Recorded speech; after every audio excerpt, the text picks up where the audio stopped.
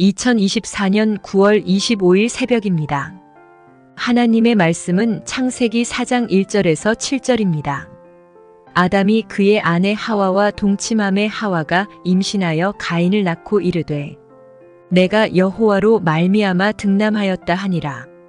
그가 또 가인의 아우 아벨을 낳았는데 아벨은 양치는 자였고 가인은 농사하는 자였더라. 세월이 지난 후에 가인은 땅의 소산으로 제물을 삼아 여호와께 드렸고 아벨은 자기도 양의 첫 새끼와 그 기름으로 드렸더니 여호와께서 아벨과 그의 제물은 받으셨으나 가인과 그의 제물은 받지 아니하신지라. 가인이 몹시 분하여 안색이 변하니 여호와께서 가인에게 이르시되 내가 분하여 함은 어찌 됨이며 안색이 변함은 어찌 됨이냐. 내가 선을 행하면 어찌 낯을 들지 못하겠느냐. 선을 행하지 아니하면 죄가 문에 엎드려 있느니라. 죄가 너를 원하나 너는 죄를 다스릴지니라.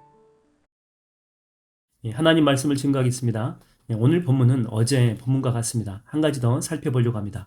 오늘 본문에서 받지 않으신 것은 가인과 제물이다 이렇게 나오죠. 제물도 안 받고 가인도 받지 않고, 일단은 가인도 문제가 있었던 것 같고 제물도 문제가 있었다라고 볼 수 있습니다. 근데 우리가 알 수 있는 게 뭐냐면 아벨은 첫 새끼를 드렸다 이렇게 나옵니다. 그러니까 이 아벨은요, 이 첫 새끼가 나올 때부터 구별했겠죠. 이거는 첫 새끼다. 그래서 하나님께 드리려고 뭐 손질도 더 하고 구별을 미리 해 놓았을 거다라고 하는 것입니다. 근데 이 본문에서 이 가인은 땅의 소산으로 이렇게 드렸다 이렇게만 나오지 첫 곡식이다 이렇게 나오지 않습니다.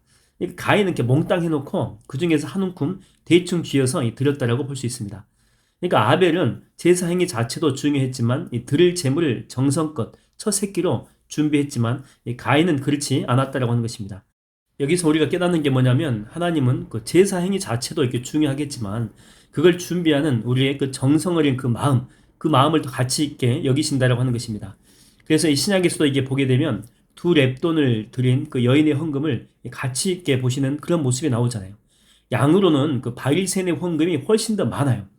그러나 헌금이 가지고 있는 그 영적인 무게는 과부의 두 렙돈이 훨씬 더 가치 있게 여겨졌다라고 하는 것입니다. 당연히 하나님께서 이 여인의 헌금을 기쁘게 받으셨겠죠. 만약에 여러분의 자녀들이 여러분에게 식사 대접을 한다고 합시다. 근사한 레스토랑에 갔습니다. 한 끼에 1인당 20만 원은 넘습니다. 근데 정작 그 자녀들은 지들은 바쁘다고 못 와요.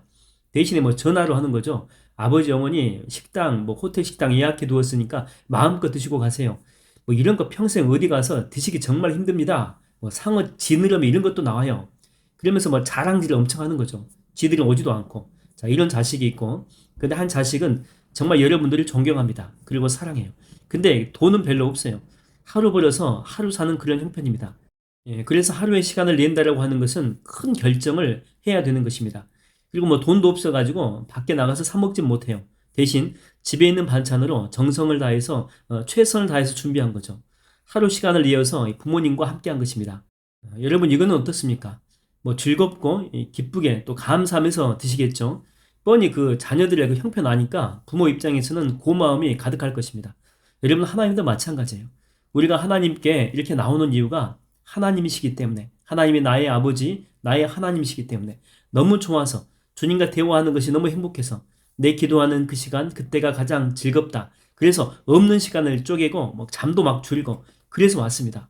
자, 이런 사람과 시간이 되니까 기도나 한번 해볼까? 어떤 사람을 주님께서 더 좋아하시겠습니까? 어떤 사람의 기도를 더 받으시겠습니까? 저는 오늘 이곳에 오신 여러분들은 잠도 줄이고 왔잖아요. 그리고 시간도 쪼개고 몸도 마음도 지쳐있고 이곳에 올 수 없는 그런 상황이거든요. 그럼에도 주님 사랑하는 마음으로 오셨다고 믿습니다. 그래서 기도 시간에 저는 여러분 가운데 하나님의 복된 임재가 가득한 은혜의 시간이 되기를 주의 이름으로 축원드립니다. 몇 년 전에 그 큰맘 먹고 이제 휴가 때 자녀들을 데리고 제주도로 여행을 간 적이 있습니다. 그런데 그 몇 년 만에 큰맘 먹고 계획도 이렇게 잔뜩 해가지고 기대하는 마음으로 공항에 도착했는데 저희만 이 공항에 도착한 것이 아니고 태풍도 거의 함께 도착한 것이죠. 그래도 첫날은 태풍이 덜 와서 그럭저럭 잘 보냈는데 그 다음날부터는 밖으로 아예 나갈 수가 없었던 것입니다. 잠깐 이 태풍이 잦아들면 여기까지 왔는데 숙소 안에만 머물 수 없다. 그러면서 잠깐 나와가지고 주변에 있는 곳 잠깐 돌다가 원래 계획대로는 못 돌았죠. 그냥 뭐 근처에 있는 거 돌다가 그 야자수 같은 것이 막 쓰러집니다. 그러면 막 놀라서 막 들어오고. 그 제 입에는요, 이번 휴가 망했다. 이번 휴가 망했어. 이렇게 그냥 말이 튀어나왔습니다. 망한 휴가. 근데요, 얘들은 다릅니다. 태풍이 부는데 좋대요. 그리고 숙소 안에 있는데도 뭐 그저 즐겁대요.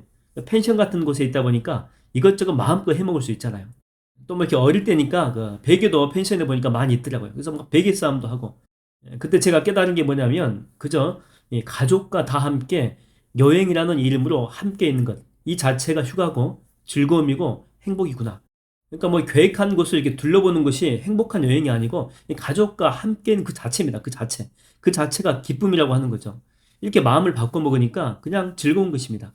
태풍이 강하게 불면 뭐 집안에서 애들과 함께 하니까 즐겁고 또 태풍이 잦아들 때는 그 먼 곳은 못 가도 뭐 근처의 해안가 막 비옷 입고 막 비 맞으면서 함께 돌아다닙니다. 즐거운 거죠.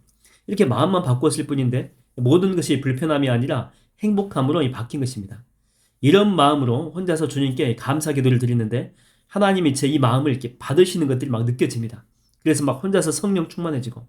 그러니까 뭐 다른 사람들은요, 태풍 때문에 여행 망쳤지라고 했지만 저희는 최고의 여행이 될 수 있었다라고 하는 거죠. 여러분이 가인과 아벨을 묵상하며 느끼는 게 뭐냐면 하나님께서 아벨과 제물을 받았다 이렇게 나오지 않습니까? 제물만 받은 것이 아니고 아벨 자신을 받았다라고 하는 거죠. 아벨의 그 당시 마음 상태가 어떠했을까요? 어떤 상태이기 때문에 주님이 받으셨을까요? 그렇죠? 감사함이 있는 상태입니다. 마음에 막 기쁨이 있고 행복감이 가득한 그런 상태겠죠. 그래서 아벨 자체가 하나님이 기뻐하는 최고의 제물이 될 수 있었다고 하는 것입니다. 근데 가인은 고린도후서 9장의 말씀처럼 인색함으로나 억지로 하지 말지니 하나님은 즐겨내는 자를 사랑한다라고 했지만 즐겨내는 그런 마음이 아니었습니다. 불편함이 있고 아까움이 있고 막 의심이 있어요. 이것 들으면 본전 이상으로 돌려받을 수 있을까? 그러니까 마음 가운데 이런 부정적인 것들이 섞여 있었다라고 하는 것입니다. 찬송가 가운데 이런 찬송가가 있죠. 즐거운 마음으로 십자가 지고 가라. 내가 기쁘게 십자가 지고 가면 슬픈 마음이 위로받네. 그러니까 무거운 십자가도 이 즐거움으로 지고 가기로 결단하고 또 감사하기로 결단하고 기뻐하기로 결단하게 되면 넉넉히 지고 갈 수 있는 능력을 허락해 주신다고 하는 것입니다. 오늘 여러분들의 기도는 아벨의 기도 아니면 이 가인의 기도가 될 수 있습니다. 저는 여러분들과 여러분들이 드리는 기도의 제물이 하나님이 기뻐 받으시는 아벨의 것이 되기를 주의 이름으로 축원드립니다.